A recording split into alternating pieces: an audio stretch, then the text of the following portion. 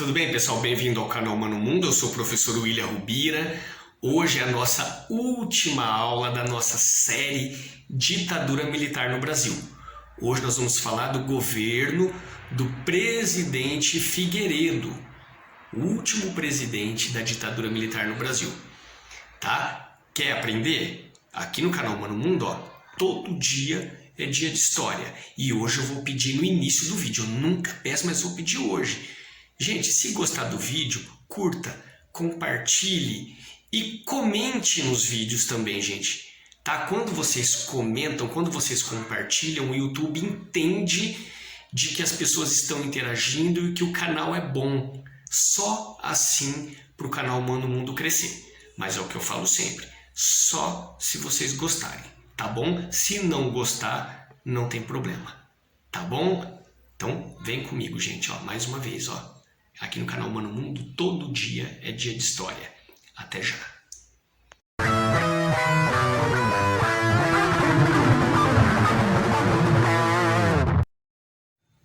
Então vamos lá, galera, vamos tentar entender como que foi esse processo, essa volta da democracia no Brasil. Então, antes de mais nada, é interessante que vocês assistam os outros vídeos para poder entender a continuidade, ok? Quem havia saído da presidência era o presidente Geisel, ok? E aí nas eleições, quem concorre? Vamos ver quem concorreu nas próximas eleições para presidente. Do lado do partido Arena, que era o partido pró-governo, concorre, tá bom? Então o João Figueiredo, tá bom, para presidente. O vice-candidato dele era o Aureliano Chaves, que era um civil, tá? Do outro partido, pelo MDB, quem concorre? Um outro general, o general Euler Pontes Monteiro, tá bom? E o vice dele também era um civil, o Paulo Brossard, tá? Então, dois generais concorrendo à presidência do Brasil, tá? E, obviamente, o título da aula já falou, né? O João Figueiredo, ele ganha essa eleição por 335 a 266. E aí, no dia 15 de março de 1979, o João Figueiredo assume a presidência do Brasil, com uma diferença. Desta vez, o presidente ficaria 6 anos no poder e não mais 5, como era normalmente. E por que 6 anos e não mais 5, William? Porque no governo do Geisel, naquele pacote de abril, se ninguém sabe do que eu estou dizendo, assista a aula passada para entender o que foi o pacote de abril. Dentre as mudanças, o presidente ficaria 6 anos no poder, ok? E o João Figueiredo, ele já chega no poder enfrentando problemas até o teto. Por quê? O país estava em crise financeira. Vamos ser honestos, né? A crise financeira não começou no regime militar, na ditadura militar, ela veio antes, mas ela agravou nesses governos ditatoriais. Então o Figueiredo, ele já herda um país cheio de dívidas e crises e inflações altíssimas. Um outro problema que ele herda é essa revolta da sociedade contra as perseguições, contra o autoritarismo. Então, ele já chega e fala o seguinte, olha, gente, porque tinha sindicatos de trabalhadores batendo de frente, grupos de empresários batendo de frente, igreja católica, associações artísticas, científicas, estudantis. Então a gente via, em todas as áreas estavam batendo de frente com a ditadura militar. Então João Figueiredo, ele já chega e fala assim, não, eu vou dar continuidade ao processo de abertura política. E agora a gente vai entender como que foi esse processo de redemocratização. E nesse processo de abertura política, a gente assim é importante destacar o surgimento de um novo modelo de sindicatos, tá? Esses movimentos sindicalistas batendo de frente com o governo por conta dos achatamentos ou arroxos salariais. O que são esses arroxos salariais, William? O reajuste salarial era muito menor do que a inflação. Nada diferente do que vemos hoje, mas isso é um outro assunto, tá bom? E também batiam de frente com o autoritarismo e as perseguições. Então, só para vocês terem uma ideia, no ano de 79, tiveram várias greves operárias, que até então não tinha, contra o regime militar.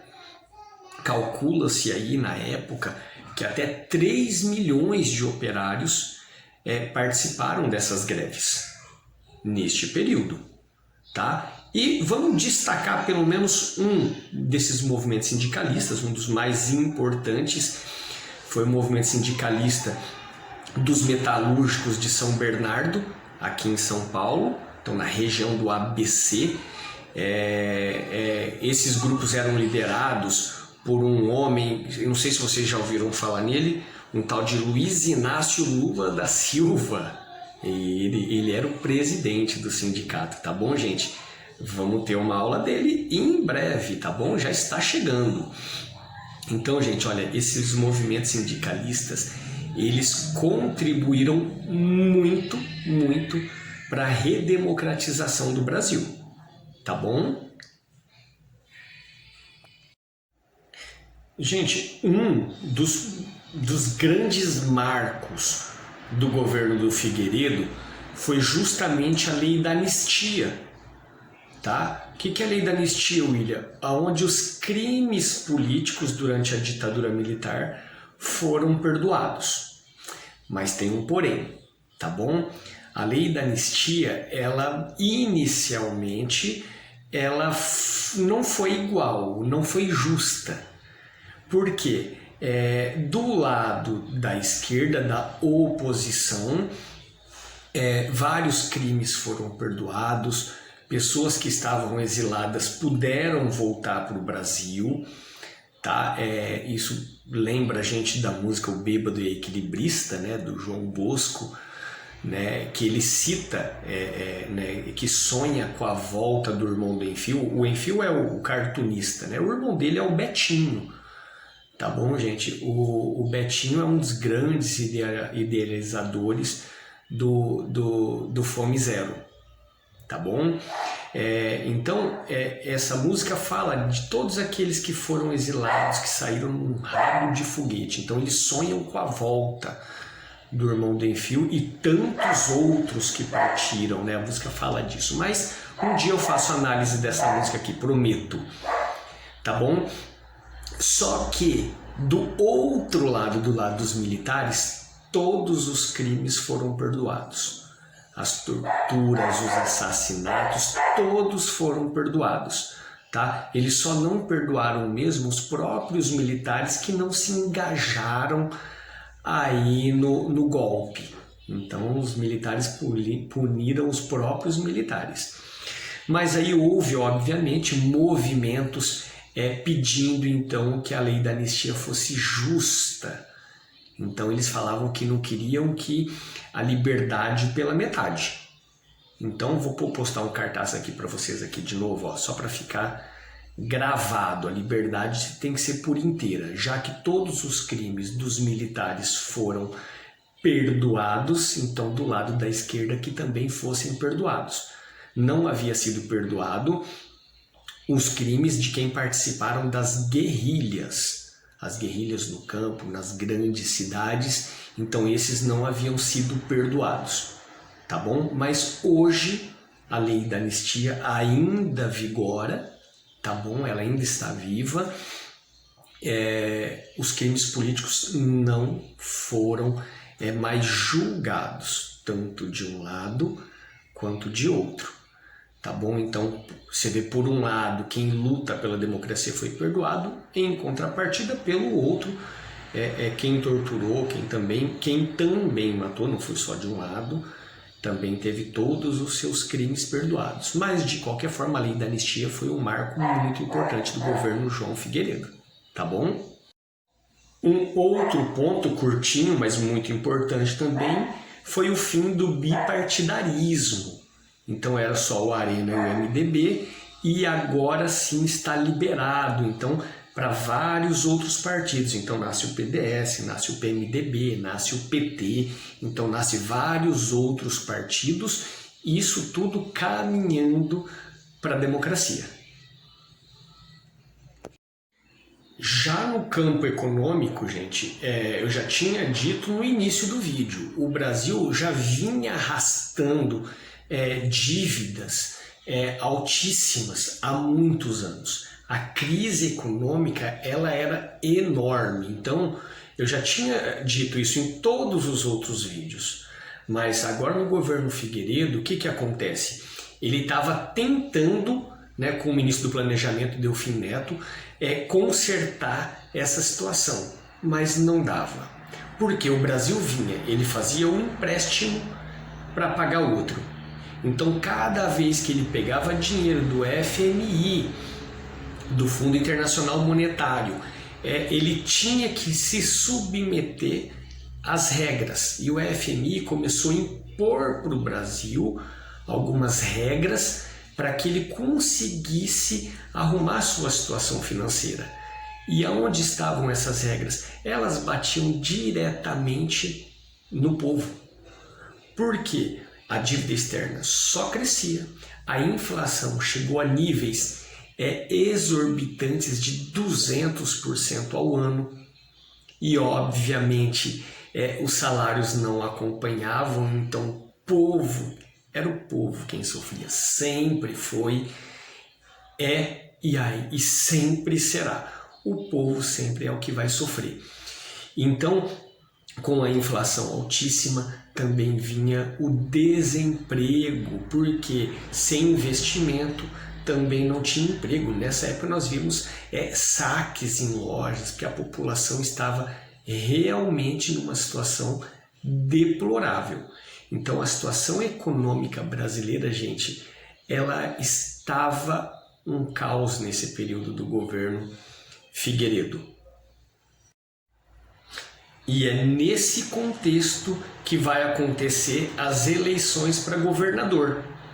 Tá? As eleições para governador neste período, nas eleições de 82, elas já seriam de forma direta, só para governador. Então o povo ia eleger. E aí, contando com crise, com inflação, com fome, com desemprego, o povo colocou nas urnas a sua insatisfação. Então, os estados mais populosos, como São Paulo, Minas, Rio de Janeiro, elegeram governadores de oposição. Tá? Então, o povo estava mostrando que estava descontente com o regime militar. Então, depois de 18 anos de ditadura militar, então no dia 15 de março de 83, esses governadores chegaram ao poder e aí sim as pressões populares elas se intensificaram pedindo eleições diretas para presidente da República. E é neste momento que diversos grupos da sociedade, como eu disse no início da aula, então a Igreja Católica, estudantes, grupos de cientistas, grupos sindicais, grupos de artistas, grupos de jornalistas, de pensadores, todo mundo queria o fim do regime militar no Brasil. E é neste momento que esse grupo cria um movimento famoso, muito conhecido, com o nome de Diretas Já. Então eles queriam a eleição para presidente de forma direta, ok? Eles queriam que fosse aprovada a emenda do deputado do PMDB, o Dante de Oliveira, que ele pedia essa eleição de forma direta.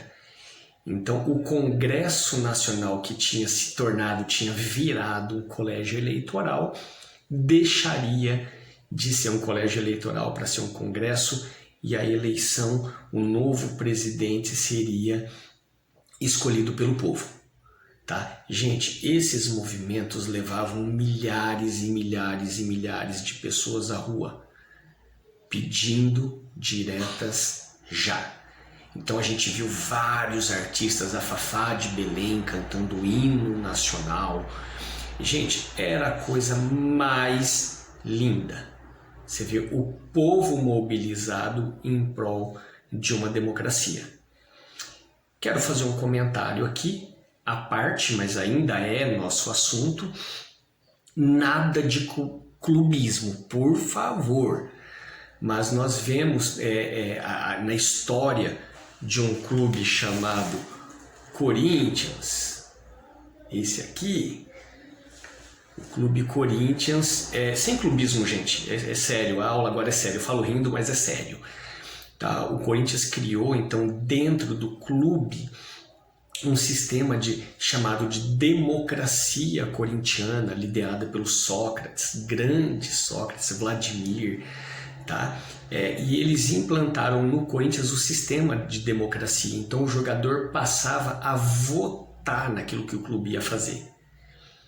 Aproveitando o momento político do Brasil, então nós vemos o Corinthians nessa luta pela democracia no Brasil, tá bom? Então era um movimento, não era paralelo, era o mesmo movimento de direta já. E que um clube de futebol implantou esse sistema dentro do clube. Então, muito interessante quando a gente vê grupos pedindo a diretas já, tá bom? Com tudo isso acontecendo, gente, o presidente Figueiredo, ele estava meio em cima do muro, ele estava meio vacilante ali. Porque teve momentos em que ele dizia que ele não tinha apego ao poder. Por outros momentos, algumas atitudes dele mostravam de que talvez ele tivesse interesse em continuar os militares no poder, sim. Uma coisa era certa. Oficialmente, ele queria que a próxima eleição para presidente fosse de forma indireta. Ok? Isso é um fato. Aí no dia 25 de abril, quando seria votada a emenda do Dante de Oliveira, do PMDB, o Figueiredo ele toma uma atitude estranha. Ele cerca o Congresso com policiais e as forças militares, todo mundo cercando o exército, e a desculpa que ele deu para tal atitude era proteger os parlamentares da coação popular. Tá bom? Mas, apesar de todo o movimento das diretas já, todo o movimento da sociedade, a proposta do Dante de Oliveira, ela não alcança a votação mínima para entrar em vigor. Tá? Houve toda aquela manobra política entre os militares e a proposta do Dante foi recusada. Tá, por votação dos parlamentares. Essa manobra política sempre aconteceu no Brasil, acontece e sempre vai acontecer. Nós, pobres mortais, que não ficamos sabendo ao certo o que acontece, mas sabemos que acontece. E aí, um dos principais grupos que estavam contra a proposta do Dante de Oliveira era liderado por ninguém mais, ninguém menos que o tal de Paulo Maluf, aquele mesmo do Rota na Rua. E o Paulo Maluf tinha a intenção de concorrer à presidência do Brasil e ele tinha certeza de que ele, talvez de forma indireta, ele seria eleito, tá bom? Então, de qualquer forma, neste momento, a proposta do Dante de Oliveira, então, perde no Congresso. E dessa forma, encerra o mandato do Figueiredo, João Batista Figueiredo, tá bom? E na próxima aula, a gente vai falar então da volta mesmo, enfim, da democracia no Brasil. Vamos falar do Tancredo Neves. Tá bom? Galera, vou ficar por aqui. Eu espero que vocês tenham gostado dessa aula, que vocês tenham entendido todo esse regime militar ou ditadura militar. Todos os vídeos eu falo isso, a gente pode discutir essa nomenclatura, mas eu espero que vocês tenham entendido este período de ditadura militar no Brasil. Tá bom? Se por um acaso eu tiver deixado passar alguma informação ou ficou com alguma dúvida, manda mensagem pra gente aqui, a gente faz o nosso bate-papo, a nossa troca de ideias aqui. Tá bom, galera? Olha, vou ficando por aqui. Então, vou pedir para vocês agora, se vocês tiverem gostado da aula, vou pedir para vocês se inscreverem aqui no canal. Se vocês gostaram muito, eu vou pedir para vocês compartilharem. E também vou pedir para vocês comentarem aqui, gente, no vídeo, se vocês gostaram ou se ficaram com dúvidas. Quando vocês comentam aqui, o YouTube ele entende que o vídeo está rodando, que as pessoas estão interagindo e ele começa a mandar para mais pessoas. Tá bom? Então conto com o apoio de vocês, mas é o que eu falo sempre, só se tiverem gostado do vídeo. Se não gostou, não tem problema. Tá bom? Galera, fico por aqui. Até a próxima aula. Não se esqueçam, gente, ó, aqui no canal Mano Mundo, todo dia é dia de história. E essa foi a nossa série Ditadura Militar no Brasil. Até a próxima aula, galera. Tchau, tchau. Vocês são 10. E ele fica por 6. Tá caindo tudo aqui. Vamos deixar isso aqui pra zoeira do final do vídeo.